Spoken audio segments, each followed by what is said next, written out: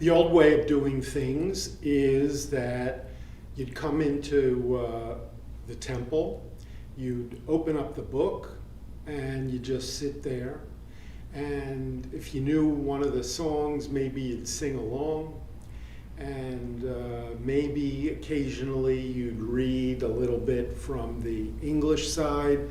Some of it made sense, some of it didn't. In the olden days, last year, services were about 6.5 hours. People come and people go.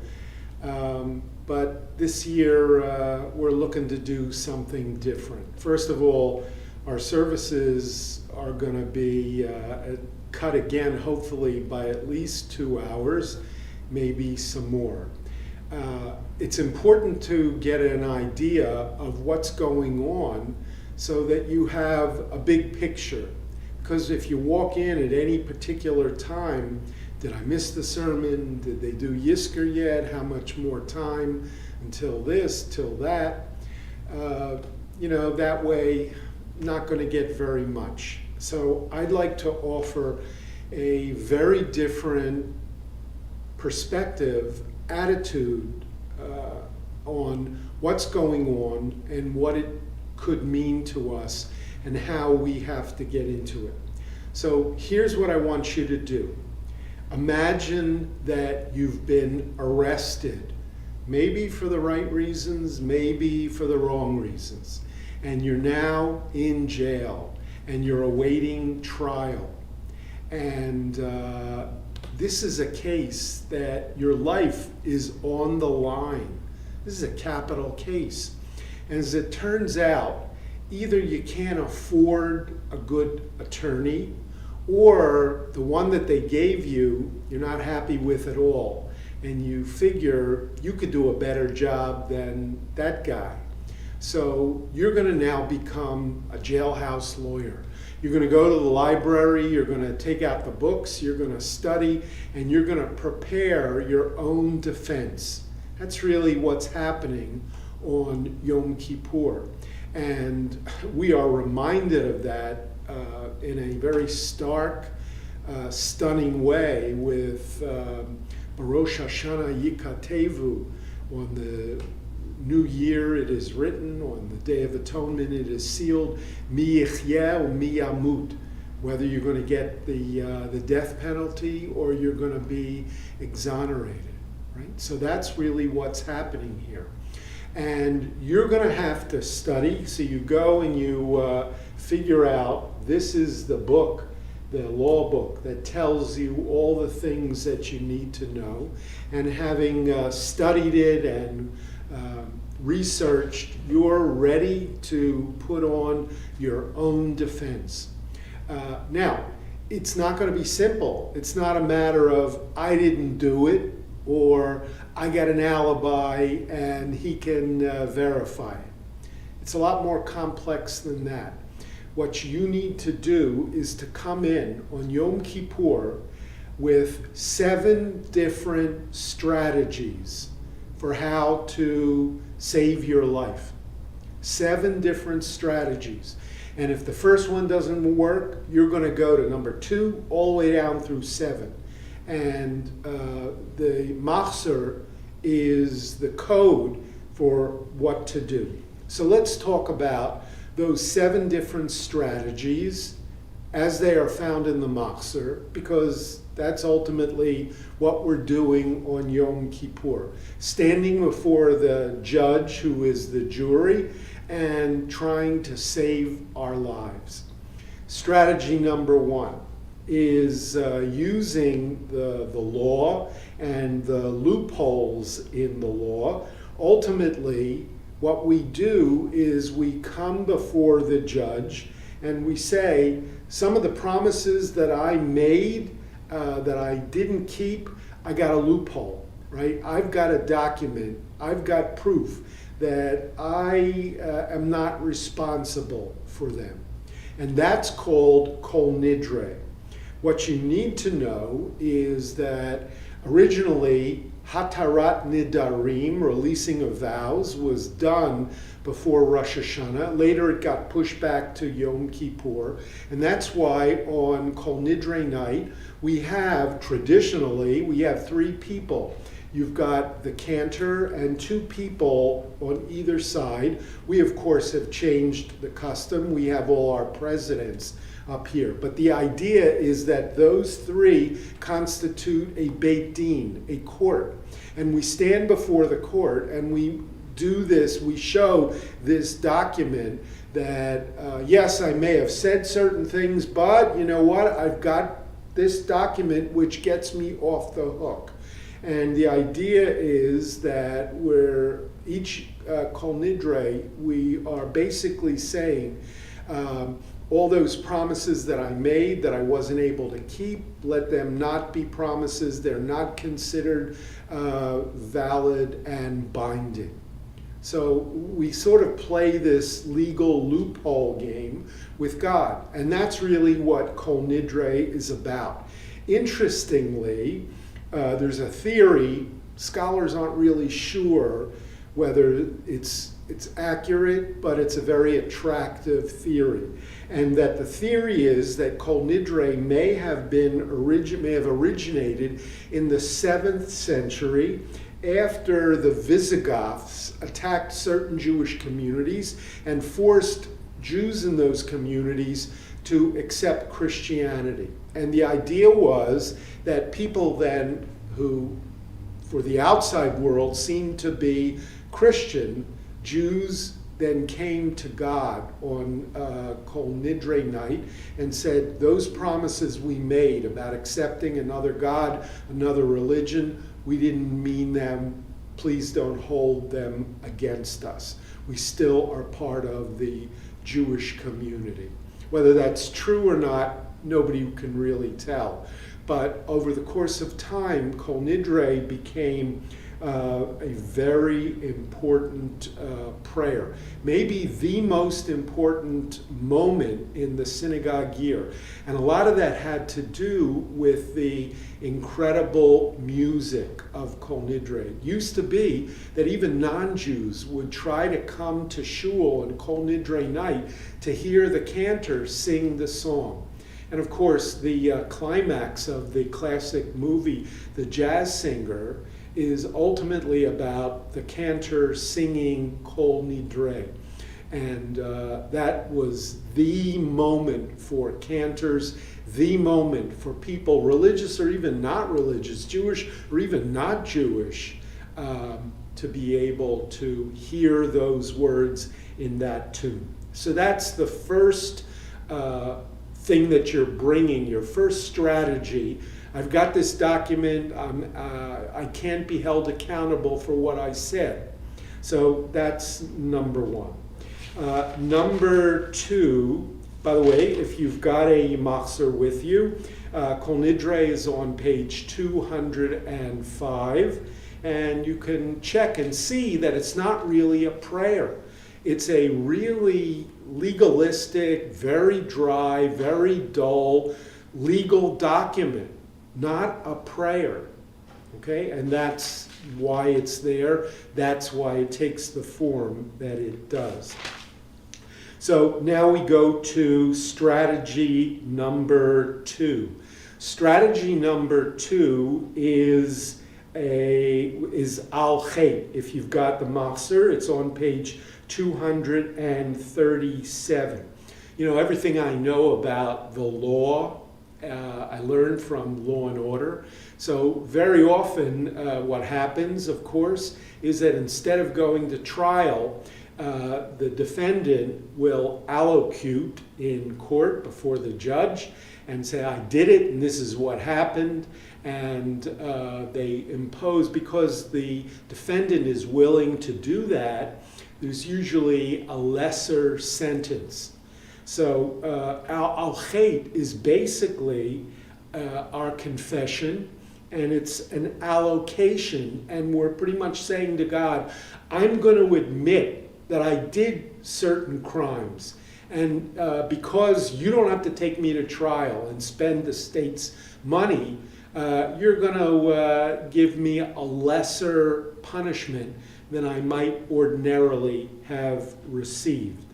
So when it comes to the confessional, there's actually two. One's called the short confession, the other is the long one. Confession in Hebrew is vidoy. And generally, when we hear the word confession, that's a Christian word. The idea of you go into the confessional, you're on your knees, the priest hears you, forgive me, Father, for I have sinned. But this idea is a Jewish one, even though our image in secular Western American culture, confession is all about Catholics and the priest. But Jews go back 2,000 years with this idea. There are two confessions, and they come one right after the other. The short confession is called Ashamnu, and it's an alphabetical acrostic. There are 22, actually there's a few more, 24, 25 words. Each word begins with the next letter of the alphabet. In our Machzor, again on 237, around there, you'll see that they did something very clever. They did the confessional as an English acrostic, an A, a B, a C. And because they did that, it's not really a translation of what Ashamnu is saying, but it's cute and it works and it gets across the idea. Right after Ashamnu, we do Al-Chet, and whereas Ashamnu is 22 or 3 or 4 words, Al-Chet is actually a double acrostic, 2 aleph, 2 bets, 2 gimels. There's 44 not words, but sentences. And we list all these sins. And again, what's fascinating is you might think that the confession of sins on Yom Kippur was, I didn't keep kosher, I didn't keep Shabbos, I did this, right, whatever. But the idea is that there aren't ritual mitzvot, commandments that we're confessing to God. They're pretty much in the realm of the ethical world, and the majority of them are about speech, different kinds of speech sins that we have committed, whether it's lying, whether it's libeling, whether it's gossiping, whether it's using filthy language, right? So if you look carefully at the Al-Chet, you'll see that so many of them are about the words and the tone that you take with others. So that's the second strategy that we have for saving our lives on Yom Kippur. So now we come to a third strategy, and here we have what's known as Slichot. By the way, you need to know that generally there are 3 Jewish services a day: Shacharit, Mincha, Mariv, morning, afternoon, evening. But on Yom Kippur, we have actually 5 services, right? So we've got the evening service, Kol Nidre, and then Mariv. And then in the morning, we've got Shacharit. Then we've got Musaf. Then we go to Mincha. And then we finish with Ne'ilah. And in each of these 5 services, you'll find a prayer, a section, a paragraph that's known as Slichot. Slichot literally means forgiveness. You know it from Salach Lahanu, right? So the idea of forgive us. And Slichot, we had a service the Saturday night before Rosh Hashanah, which is called Slichot also, and the service about forgiveness. And the heart of that service is a passage. The passage is found in the book of Exodus, chapter 34, verses 6 and 7. Right after the golden calf, when God wanted to wipe out the Jewish people, Moses goes up and Moses says to God, I hardly know you. Tell me about yourself. Let me see you face to face. God says, I can't do that, but here's what I'm going to do. You'll be on the mountain, and you'll face the back, and then I'll pass by you, and you will then see, not my face, but you will see my back. Very mystical idea here. So at this point, God says to Moses, you want to know about me? There's 13 things that you need to know about me. And these are called the Shalosh Esrei Midot, the 13 attributes of God. They are, you might also know the reference, because at the end of the Passover Seder, Echad Miodea, who knows one, the last one, 13, Shloshasar Midaya, the 13 attributes, which comes from this passage in Exodus. And the passage lists all of God's attributes, his positive attributes, that he is merciful, that he is kind, that he is forgiving, that he is patient, that he remembers good deeds and he accounts them for you long after they have been done. So that's very much a part of this idea.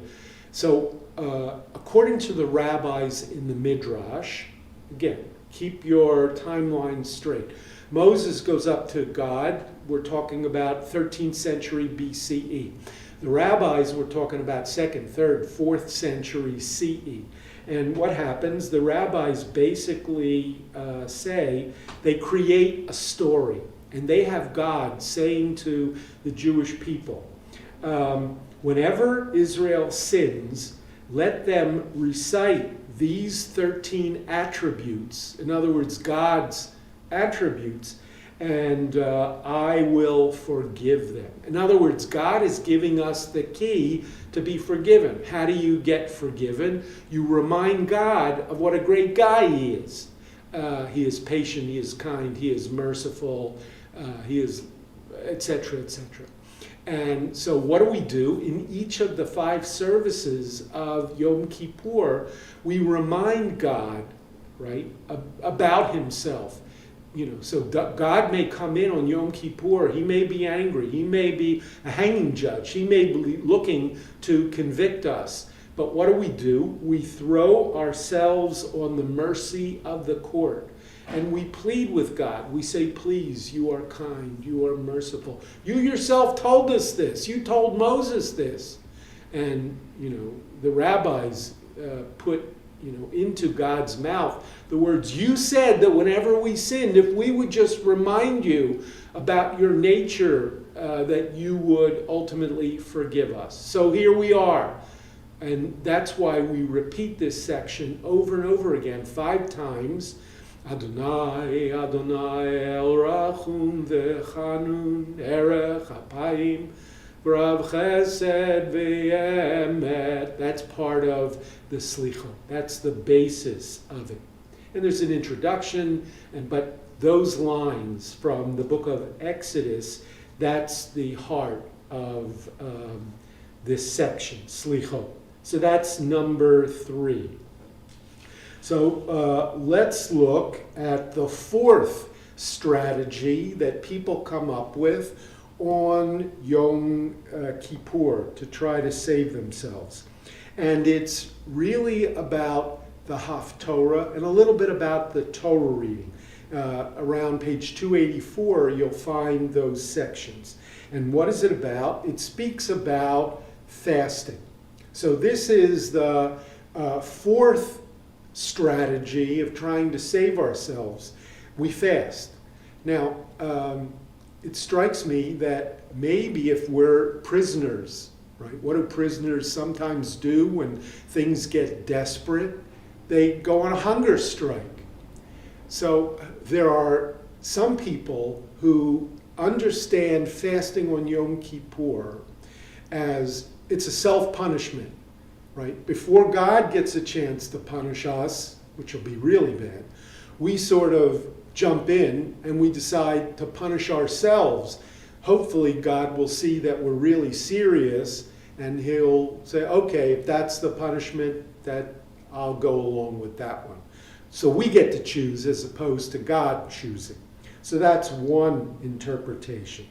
Other people will tell you, you know what fasting is about? we're so busy. There's so much work to be done. We don't have time to go home and eat, right? I'm trying to save my life here.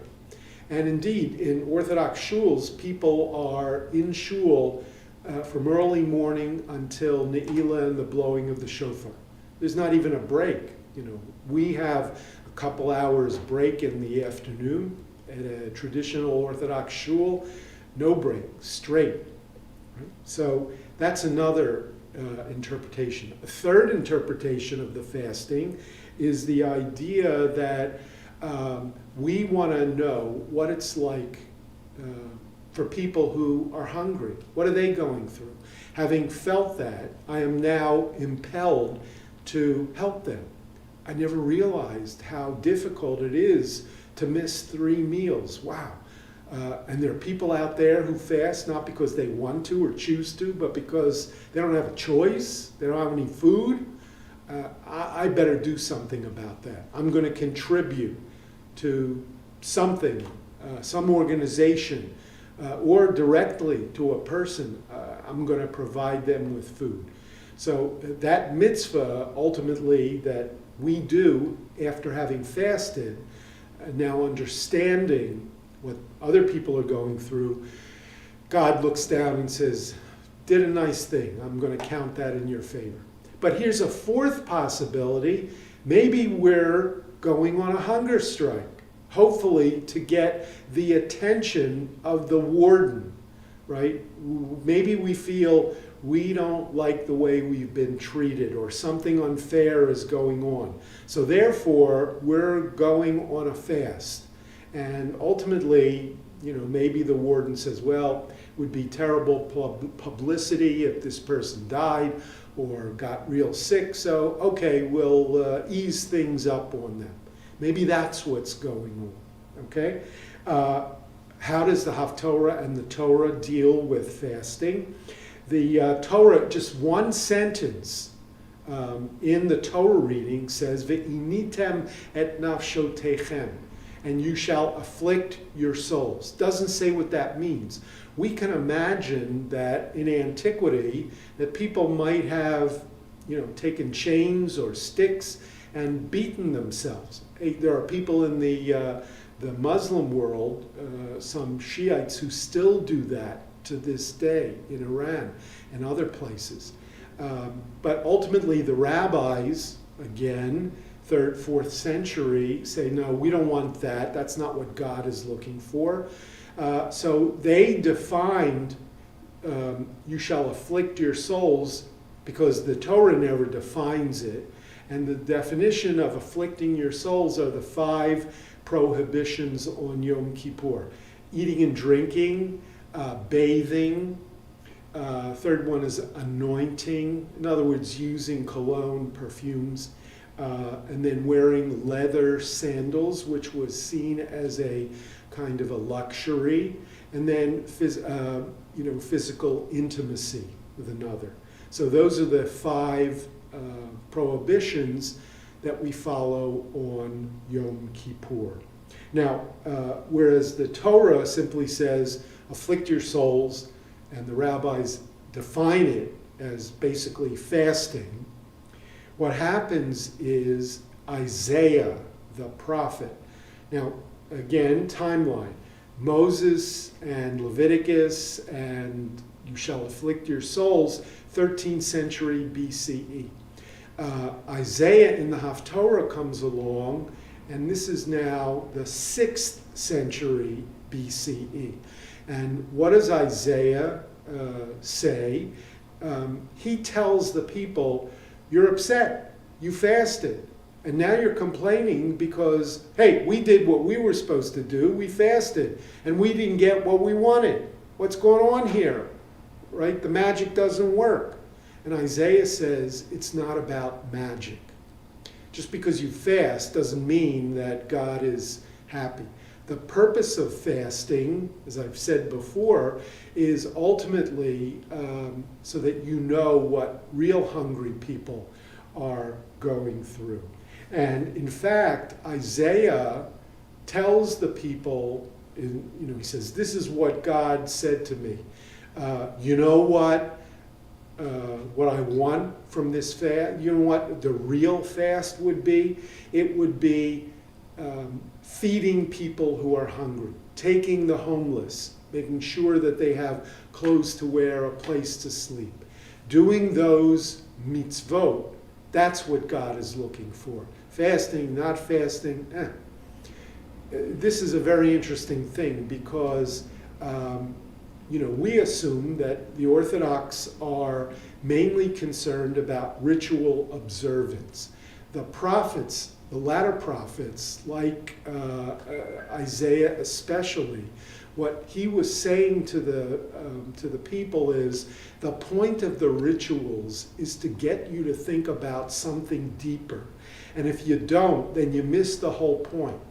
Whereas there are too many people who think to be a Jew, all you need to do is to do the ritual and you're good with God. If you do the ritual but don't make the jump to what did I learn from this? How is this going to make me a better person? Then the whole thing was meaningless. Just to fast by itself because you wanted to prove something to yourself, you're not proving anything to God. God wants more than just not eating for that period of time. So that's the fourth element of trying to save your life before the judge on Yom Kippur, on the day that you're called to court. So next, the fifth strategy is Yizkor. Yizkor is maybe the most emotional, significant part of the day for most people. When we put out the word that we were accepting reservations, a maximum of 100 people could come and daven with us in the shul on Yom Kippur, about 20 reserved for Rosh Hashanah, and 3 or 4 times that said, I got to come to Yom Kippur. Why? Because I got to say Yizkor. You'll be able to say Yizkor at home, but no, I got to say it in shul. And again, there's an emotional, if not a rational, reason behind all of this. So what is Yizkor all about? So it's a little bit of the history. Yizkor starts right after the first Crusades, when the Crusaders went through Europe and wiped out whole communities, especially in the Rhineland, around Germany. And what happened is it became a way of commemorating the martyrs, especially when, sometimes the Crusaders would come in and they would say to the Jews, you have a choice. Either you convert or you die. And while some converted, the majority refused to do so. They became martyrs. They died for their faith. And so the following year, either out of love for family members, or maybe it was some survivor's guilt as well, we needed to pay tribute to those people who were killed, and especially who chose to die for their religion. So what happened is, sometime around 1100, it became the custom in many of these communities in the Rhineland to recite the names, remember these people. And they listed the names of those who were killed. So that was the origin.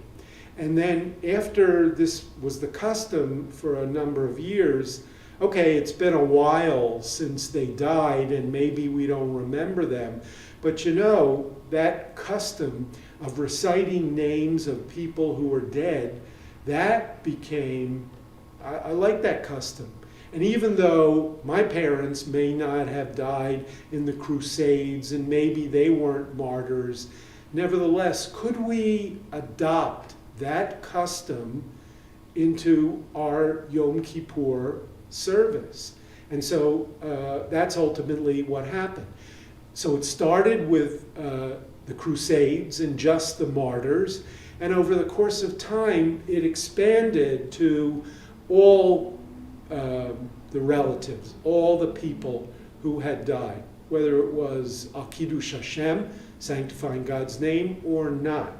So, and originally it was about reading the names. 41 years ago, when I first came to Temple Beth Torah, there was a custom to at Yizkor to read the names of all the people on the plaques. It was pretty tedious, but people were, standing and listening to all these other names and waiting for their relative's name. And for many people, it was very, very meaningful. But over the course of time, the name, we're talking about 1,000 names. And for people to be standing on Yom Kippur, just listening to names, stopped being meaningful.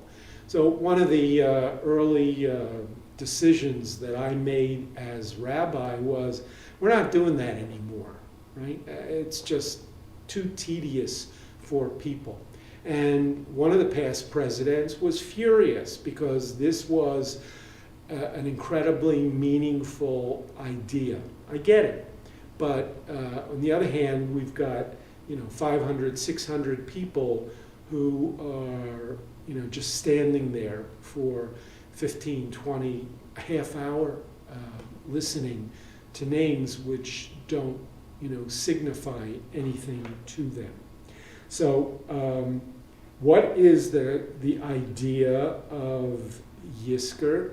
Believe it or not, and I'm not sure many of us have this theology, but the original idea was that the dead need help as well. That even people who have died are being judged in heaven, or maybe even in the Jewish concept of hell, and they need somebody to intercede on their behalf.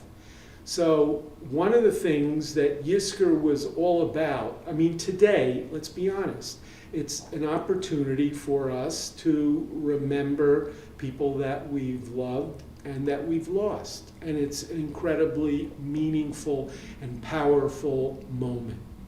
But I think the original, after remembering the martyrs, the secondary stage became, we've got all these people who may be punished for what they did on earth, and they need help. And one of the things that we can do for them is to try to intercede on their behalf for them. By the way, originally, this was the purpose, this is what Kaddish did. There's a famous story in the Talmud about Rabbi Akiba who sees a soul, a dead soul, who's being tormented here on earth. And Rabbi Akiba says, what can we do for you?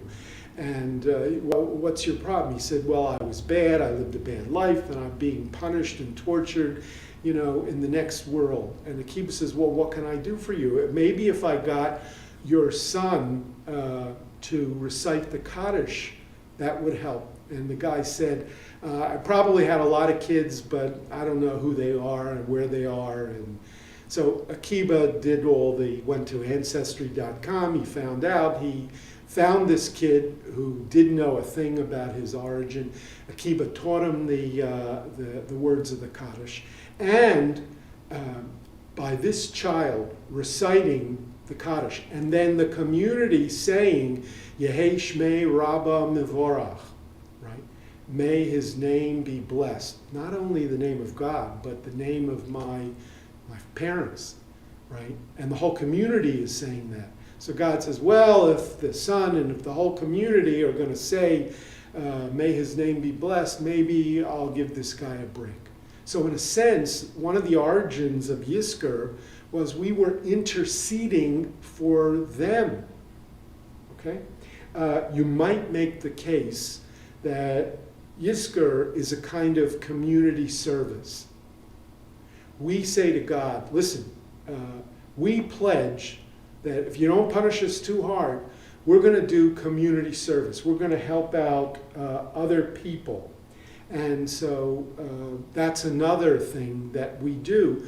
We step up to God and say, it's not just about me. I'm here to help other people who can't help themselves. So that is the fifth strategy for saving our lives.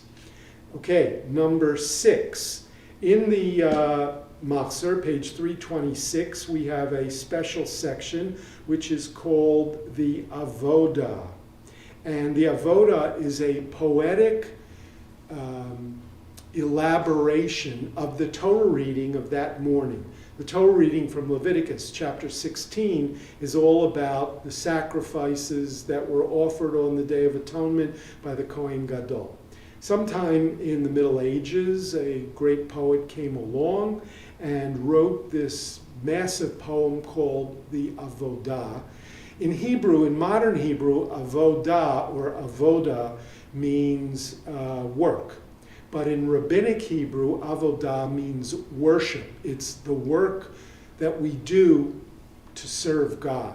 And it usually refers to sacrifices, the sacrifices that we offer. So this is the part of the service in the Avodah where we speak about the Kohen Gadol came in, he offered a confession, first for himself, then for his tribe, then for all the people. And as part of the confession, he would say, may the name of God be blessed. And he would actually pronounce the name of God, Yud He Vav He, which we never say. It was only said once a year by the Kohen Gadol, only on Yom Kippur. Today, every time we see Yud He Vav He in the Torah or in a Siddur, we say Adonai, but that's a substitute. A Yud, a He, a Vav, and a He, those letters with the proper vowels actually are the personal name of God. And once people heard the personal name of God, they would all lay prostrate on the ground as the cantor goes down, and that's how awesome the moment was at that time. So the Avodah, you could make the case, just like you've got the prisoners in their orange suits at the side of the road picking up the trash. So too, in a sense, that's what the Avodah is. This is our work program, and the work was the work of offering these sacrifices, which dragging, a bull or even a ram or sheep into the temple, having it slaughtered and cutting it apart and having it offered on the altar. That was a lot of work and very dirty kind of work. You can imagine that the Kohen Gadol in his white garments now is splattered with blood. So he almost looks like the orange suited guys on the side of the road who are picking up the garbage, not only the literal garbage, but the ethical garbage that we have done. So that's number 6. And then we have number 7, which is the Eila Ezkara. That's found on 337. This too is a section that was probably added after the First Crusade, 1096, and it speaks about the 10 martyrs. Those were the martyrs in the year 135, Rabbi Akiba being the most famous of them. And in a sense, what we're doing in Eila Ezkara, what they were doing in 1100, we're saying we're part of a long tradition of Jews who were massacred because of their devotion to their faith. And it's not just that this happened for the first time now. This happened, all the way back in the 2nd century. And we're part of that tradition. But Eila Ezkara, when we say it today, what we're really doing is we're providing God, right, the judge, with letters of recommendation. We're saying, listen, I've got none other than Rabbi Akiba and Rabbi Tarfon and all these other rabbis, the stories of whom we read about, I'm connected with them. And please feel sorry for me because of what they were willing to do. And they're here, in a sense, to stand up for me, to be here on my behalf. And so God listens to all of these 7 strategies. Number 1, Kol Nidre, and the legal loopholes that we try to show. And number 2 is Al Chet, the allocution, confession of sins. Hopefully we'll get a lesser punishment. And number 3, the throwing ourselves on God's mercy, reminding him what a great guy he is and how kind and forgiving he is. Number 4, the hunger strike that we go on in order to get the warden's attention and to try to ease things for us. Yisker, when we try to help others, we volunteer for community service. Number 6 is the Avodah, when we do our work program, trying to clean up, with the sacrifices, trying to do good works. And then number 7, the letters of recommendation that we bring from our ancestors. God, if, I come from a good family. If you're not going to be kind to me, then, you don't want to destroy my grandfather, who was such a tzaddik and such a wonderful guy. So that's the 7 strategies. And again, you're coming, life and death is on the line. You're standing before the judge, and you brought your law book that's got all of these strategies laid out. And over the course of the day, you are offering all of these things to God. There's a couple of other points that I just wanted to share with you that may help in the service. Number 1 is a word about fasting. Look, nobody likes to fast. Fasting is difficult. And here's the problem. I'm pretty good 9 o'clock Yom Kippur morning. Sort of hit the wall about 1:30, 2 o'clock in the afternoon. And then I'm sort of a dish rag when it comes to fasting in the late afternoon. And, we've lost our ability to be sharp and to think, and we're just trying to get through. And for most people with fasting, especially in the afternoon, the idea is how much longer. And we seem to focus entirely on discomfort. Or maybe we're sitting there and we're just dreaming about break the fast. And what are they going to serve? And boy, I can't wait. And how much longer do we have to go? Right? All of those thoughts and approaches are the antithesis of what should be going on and of what the fast should be about. So, you know what? Here's an approach. Whether it helps you or not, I don't know. But think about, what would Stanislavski, the acting coach, what would the actor's studio tell you to do?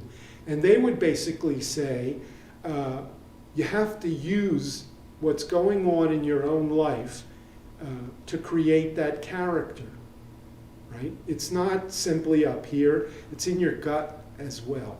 And if you're hurting and you're on stage, you have to use that pain, figure out how to use that pain in some way to create a more realistic character, a backstory, as it were.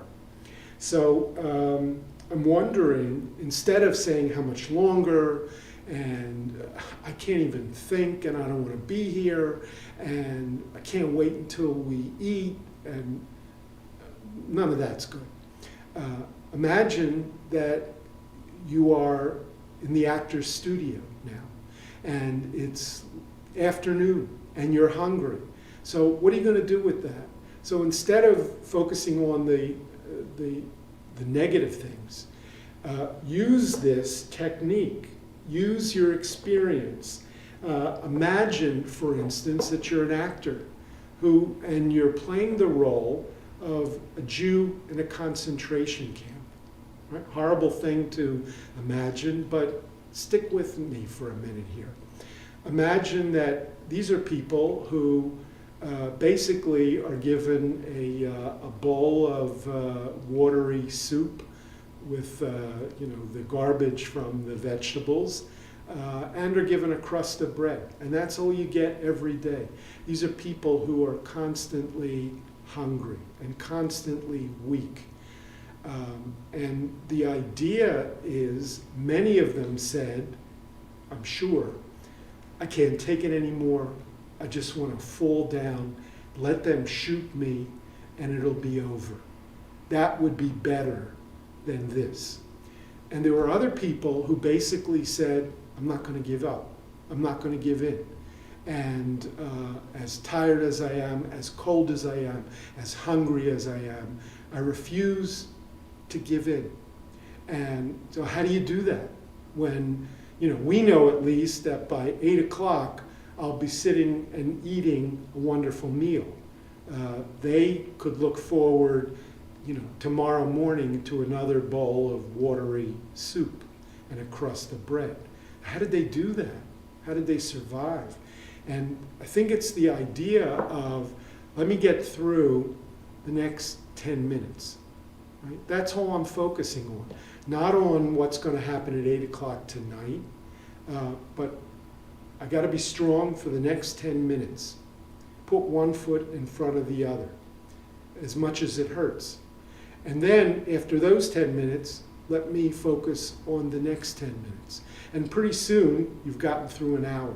And after an hour, you can, if I can do an hour, I can do 2 hours. And you do it in 10 minutes at a time. But it's a mental thing. You're still tired, you're still hungry, but your mind takes over your body. And so using this as an actor's technique to use your hunger instead of letting it determine, what's happening. And if that happens, then half the day of Yom Kippur is just miserable and rotten, and you're not able to do anything important. So that's number one. Number two is, I want to tell you about a Hasidic technique. It's specific to the Breslover Hasidim. The Breslovers were followers of Rabbi Nachman of Bratslav. And he was an incredible, mystical Hasidic Rebbe. And he has, many followers. Often, the Breslover Hasidim, they're different than Satmar, they're different than Lubavitch and Chabad. They're sort of half Hasidim, half hippies. They're very much into joy. And if you've ever been in Israel, and you see them, you know them right away. It's not these people who have this very stern look about them and very serious. They're always dancing, singing, smiling, that element to them. In Israel, they sort of wear these white kind of caps, knit caps.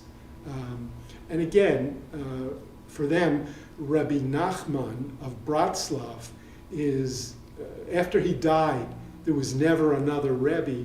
And so sometimes the Breslovers are called the dead Hasidim because their Rebbe is dead, which is not too different from Chabad Hasidim today. But Rabbi Nachman of Bratslav taught his followers this technique called hit bodedut. In Hebrew, hit bodedut, or in Yiddish, his bodedus, which means aloneness. And what they do to this very day is that they would spend an hour every day alone, and they would talk to God out loud in their native tongue, out loud alone. And it was as if God is either their best friend, or maybe you could make the case God is your therapist. Now, in Europe, it was where Rabbi Nachman was, there were forests all around. So somebody would be able to go off alone into the forest and talk to God. Sometimes they would even yell and scream. Hard to do if you live in a city. But we all have backyards, or maybe there's a park that's not too far away.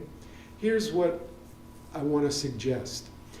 Our service is going to go from like 9 to 1, I guess, and that leaves between 1 o'clock, if we finish then, until 7:30 when the fast is over. What are you supposed to do for all of those hours?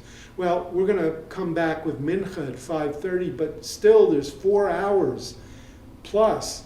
What are you going to do? So here's what I'm suggesting what you might do. Hitbodedut, aloneness. Maybe go out by yourself, alone, and whether it's in your backyard, or whether it's in a park, or maybe just walk down the street and talk to God. And whatever is on your heart, things that you've been keeping in, say it. You don't have to say it loud so that anybody else hears, but don't just think it. Utter it. Say it, even if it's in a very subdued tone. And the idea of getting this off your chest and being able to speak to God, Rabbi Nachman and his followers found to be an incredible, powerful experience. Speaking to God as your friend. Almost the way that Tevye does to God in Fiddler on the Roof. But, it's not simply complaints, although you're certainly allowed to complain to God. But hitbodedut is unburdening yourself. And you unburden yourself not just by thinking it, but by actually saying it. Things that you are afraid to say, you haven't been able to say them, in an undertone, but alone, and talk to God. Now, God, maybe he's not going to answer you. It's a pretty good bet that he's not. But sometimes you don't need an answer. You just need somebody who's going to listen. And what Rabbi Nachman is telling us is that God is there to listen to us. So a technique for fasting, a technique for hitbodedut, aloneness with God. I want to give you one final, homework assignment or suggestion of what you might do. I mentioned Fiddler on the Roof and Tevye. Of course, the stories from Fiddler come from Shalom Aleichem, the great Yiddish writer. And there is a story. It's a Shalom Aleichem short story. It's called a Yom Kippur Scandal. Okay? What I want you to do is Google it. A Yom Kippur Scandal by Shalom Aleichem. You probably have to put in Shalom Aleichem. And the first thing that should come up on Google is a copy of the story. And it's a short story. It's a couple of pages. You're going to have time on Yom Kippur afternoon. What I want to suggest is get a copy of that story and read it. And maybe even read it out loud in your family. It won't take very long to read this story. A Yom Kippur Scandal. And after, you maybe just do what you do at the Passover Seder. You start, you take over, go around. And afterwards, talk about what does the story mean. And, Shalom Aleichem, the incredible thing about him is that he's considered a humorist, but a lot of the humor is deadly serious. So here you have this wonderful story, and then after you read it, and it would be wonderful if you could, as a family, read it out loud. And if that doesn't work, then you know what, just read it to yourself in the afternoon of Yom Kippur. But then, more important than just the story is, what does this tell us? What is Shalom Aleichem as this incredible observer of the human condition? What is he telling us about ourselves? And where in the story do we see ourselves? Which one of the characters in the story is us? Do we identify with? And that would be something really worthwhile and will, I think, bring some meaning to your afternoon. So again, a Yom Kippur Scandal, Shalom Aleichem. So that's what I had to offer you.